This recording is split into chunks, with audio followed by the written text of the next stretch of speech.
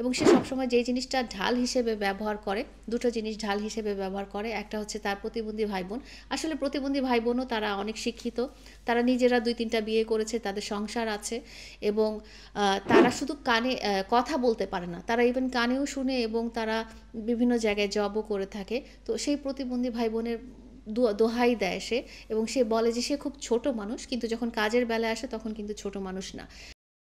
2023 সালের দিকে আমি প্রথম সে তার কিশোর এই অ্যাক্টিভিটিস কিন্তু আমার সাথে কখনো শেয়ার করেনি, এবং সে কোথায় গেছে, কোথায় যেত এবং কি করতো, বা তার সঙ্গীরা কী ধরনের কিসের মধ্যে ছিল, এই জিনিস আমার সাথে সে কখনোই শেয়ার করেনি। সে যেত, বাইরে যেত, কাজে যেত, এবং আমি জানতাম না যে তারা কি করছে, তারা কি করে, কোথায় যায়।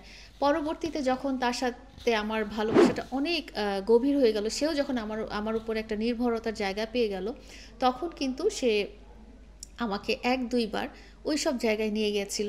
1-2 বার, আমি জাস্ট হাতে গোনা 1-2 বার। আমি জাস্ট অবাক হয়ে দেখেছি যে এটা একটা প্রচণ্ড জগৎ। এবং সিনেমাতে আপনারা বলতে যেই ধরনের ক্যারেক্টার বোঝায়, বা লিডার বলতে যেই ধরনের ক্যারেক্টার বোঝায়, আমি প্রিন্স মামুনকে খুব অবাক হয়ে দেখলাম যে উনি একটা সেই ধরনের ক্যারেক্টার। চোখে সুরমা দেওয়া, হাতে ওই রকম মিশ্রিত খাওয়া, এবং অবাক হয়ে দেখলাম যে এই প্রিন্স মামুনকে কিন্তু আমি চিনি না।